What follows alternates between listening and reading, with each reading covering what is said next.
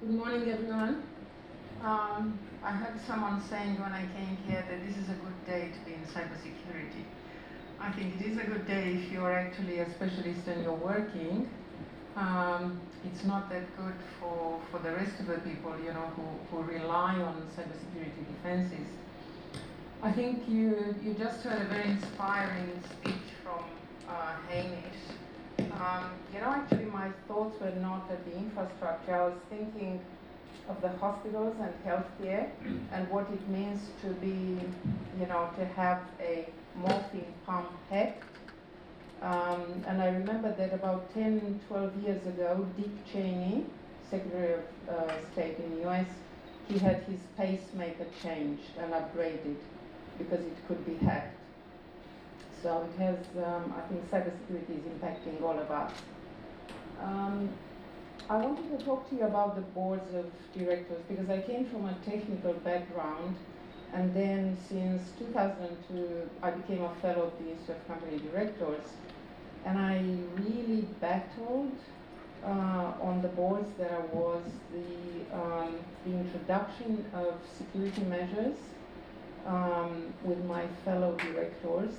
I also tried to talk to other boards of directors, and I felt that either the understanding was not there, the interest was not there, and there was almost like a, I don't know, like a brick wall. We were talking different languages.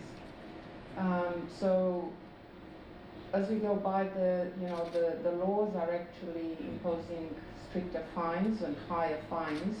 So I think the directors have to stand up and take notice of what is happening.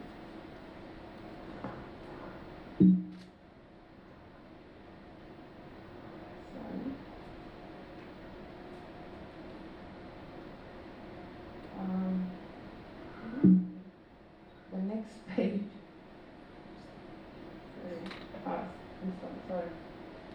So on the 29th of November, a couple of days ago, the Privacy Legislation Amendment, Enforcement and Other Measures Bill, was actually passed and increased the fines for breaches from $2.22 million to $50 million, or 30% of an entity's adjusted turnover, or 3 times the value of any benefit obtained through the misuse of information, whichever is greater.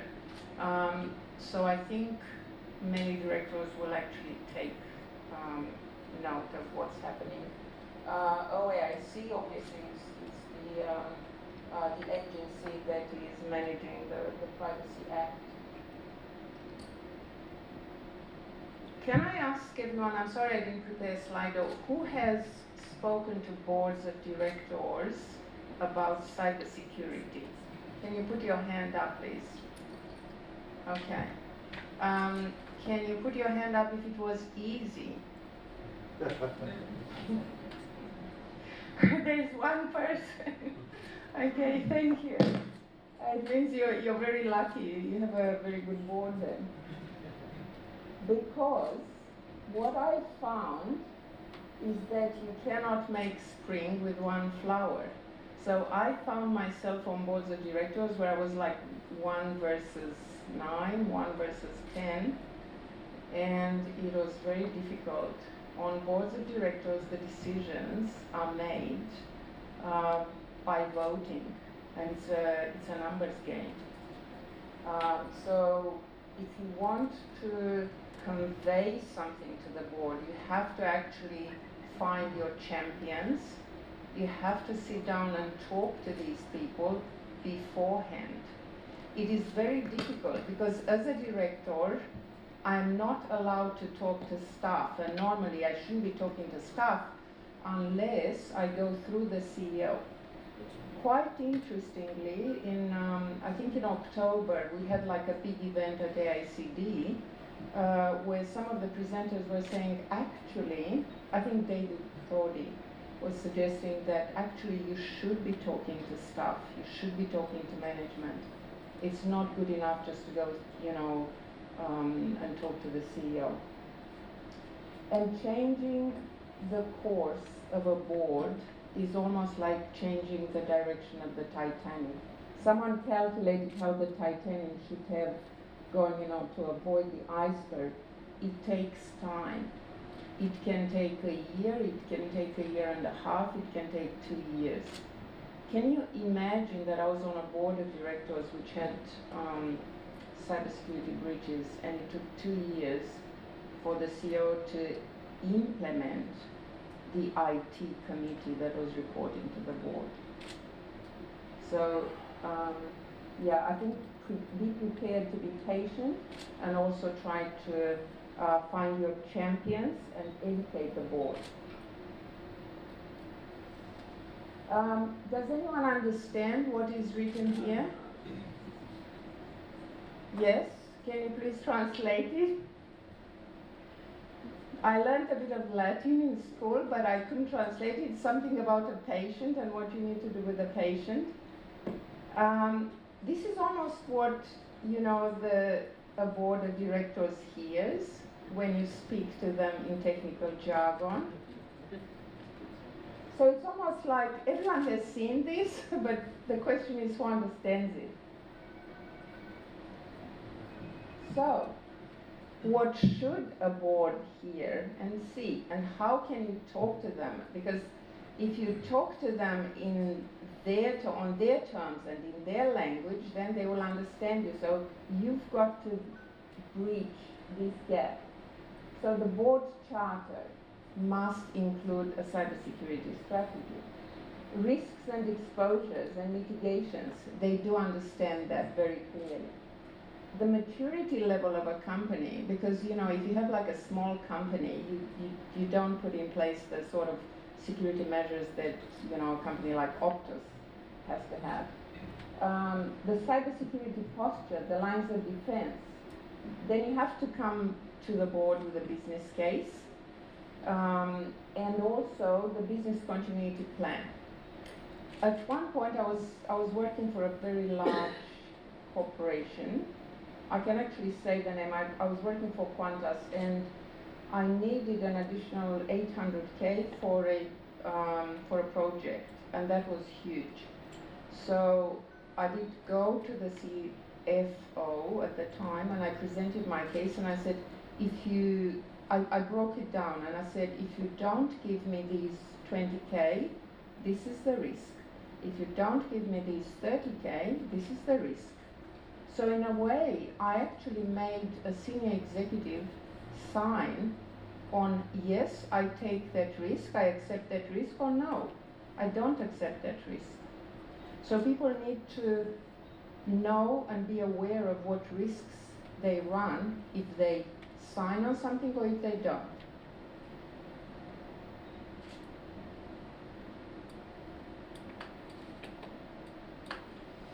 I put them all on the page.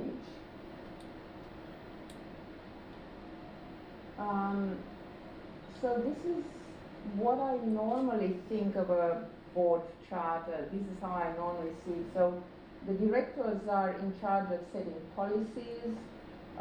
They manage the agenda, the accountabilities. They determine the strategic and tactical directions. They define the risk strategy, and we'll talk a bit about the risk and how I actually see the directors being responsible for the risk strategy and for the extreme risks. They assure the capability of the company. They oversee the performance. They ensure the corporate learning. Corporate learning means everybody has to educate himself or herself, including the board. So if you tread water, it's not good enough, you see. And obviously the cyber strategy. There was a case in the US a few years ago with Target, I believe. They got hacked, and I think the hackers got hold of about 130 million credit cards, the details, and the directors got off the hook simply by saying, look, we had the cyber strategy and the cyber security on our board agenda at every meeting, but we were not expecting such a huge attack. So risk, how do I see the risk is, if you get out of the house and you cross the street, you take your life in your hands and you run the risk of being run by a car.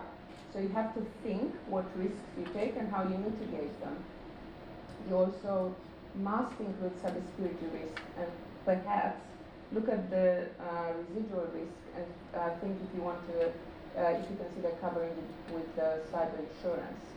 I'm probably the old school. I used to like the ISO 4360, and I was hoping that 31,000 would be changed. It wasn't, so until then we have to use it. This is how I see the risks being managed. So the board of directors is actually putting in place a risk strategy, and that trickles down. That includes, by the way, the risk appetite. But the risk appetite is not the only element of a risk strategy. Then the risk is being managed upwards in conjunction with the delegated authority, delegated financial authority. So if you're a senior manager, you need to think, you know, what is my DA, what is my DFA, can I sign contracts? Can I sign for a business case of $1 million or something like that? Then they know where to push or where to make that decision. But everybody should be in charge of managing risks at their level. And obviously the directors have to manage and be accountable for the extreme risks. And this is, it's not only for corporate enterprises and for listed companies. Even not-for-profits can be hacked with significant consequences. So I like to use and to think of the maturity levels. ISACA took over this sort of concept and I think the theory. So where are you? Are you on a level 1 as a company, you know, where the processes are unpredictable? Are you at a level 2, at a level 3? At a level 5, I think the first companies that, as far as I know in the world, that reached that level 5 were IBM, Satyam, because there used to be a company called Pink Elephant.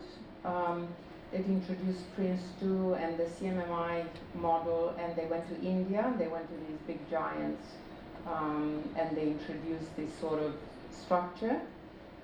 So Satyam, and I actually worked directly with Satyam, was unbelievably process-focused and process-orientated. So if somebody left, it didn't matter, you know, the next person would step in and would actually follow the processes. So you have to think, where are you now? Where do you want to be? Personally, and I'm just saying personally, I prefer to be somewhere on a level 3 because you need to leave some room for innovation. So you can't rely just on processes and bam, bam, bam, that's it. You know, you only do things in a certain way as per the procedure. Lines of defense. If you show something like this to a board of directors, and you know, pictures say 1,000 words, it's easy for them to see where they are, to see who is doing what, roughly.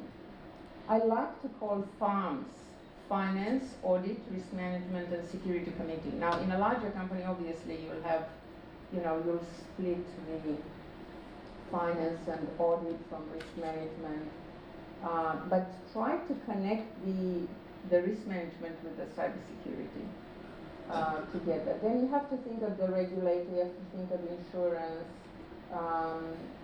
external audits, and so on.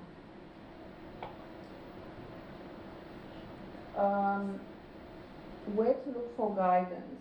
And again, you might think, why do I talk about the ISX corporate governance principles and recommendations? Because, you know, they're only applicable to listed companies. Well, no, I actually like to, even not-for-profit organizations, you know, they report to ACNC, the Australian Charities and Not-for-Profit Commission. But it doesn't matter. If you remember a few years ago, Red Cross had a big issue where somebody placed the database with about 500,000 records of people, you know, who were blood donors in an unsecured area, and somebody took it. It got deleted. Does anyone know about the Red Cross? Does anyone remember? Okay. Then the Corporations Act, Section 180. Privacy Act, obviously everyone is familiar, GDPR. And where does the data reside? I think you must know better about the laws governing the location. And more recently, AICD created the principles for cybersecurity. I'm not going to talk about them because my colleague will come next. So AS6 has 8 principles. Think when you talk to a board of directors to which point you address or you pitch your need. To which point do you attach your presentation, your business case?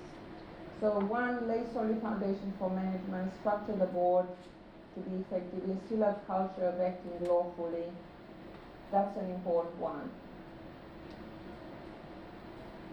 Recognize and manage risk. That is number 7.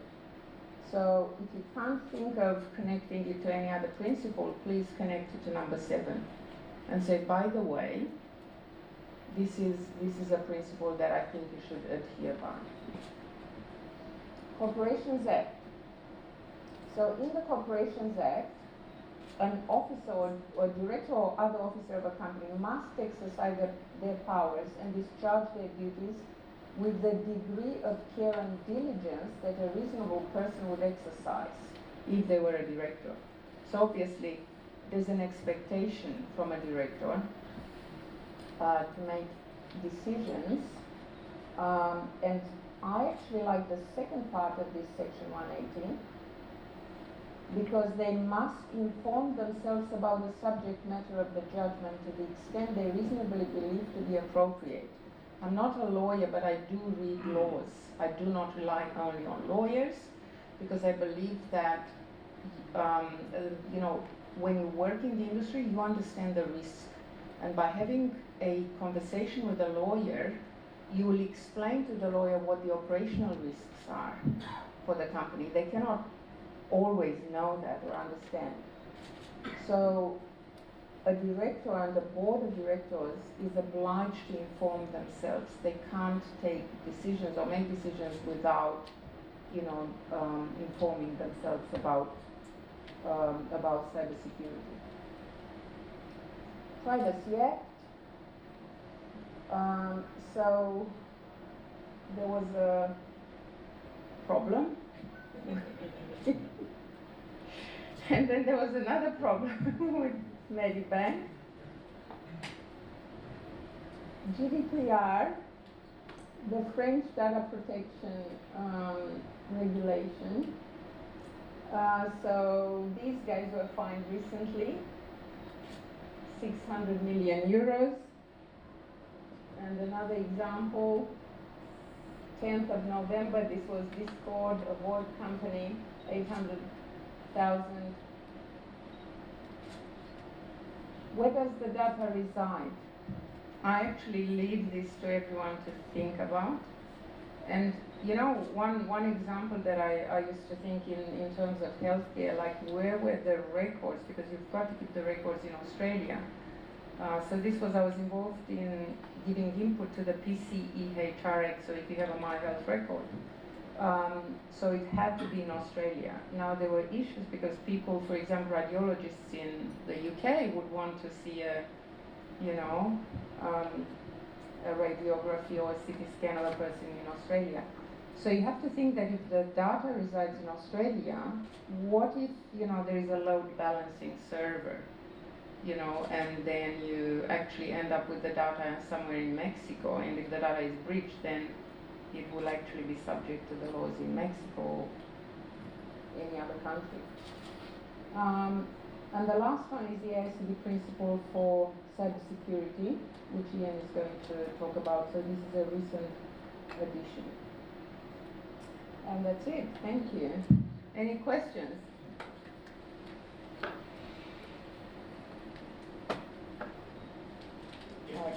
1 minute. Can you get a copy of these slides? Yeah, sure. Yeah, absolutely. Yeah, Mithun has the presentation, so yeah, with pleasure. I would just say, in conclusion, it's not easy to talk to a board of directors, but just think that, you know, they are scared of you, actually. more than you're scared of them, because you can learn their language and you can learn, you know, how to address them, but they are really scared because they don't understand the technical jargon. They don't understand, you know, how to put things together. They don't understand what it means for them. So I think just see the board as, you know, in a friendly way. Just treat them as a sort of like, you know, junior person that you need to explain nicely and help them make their decision. Help them understand and make their decision. Okay. Thank you.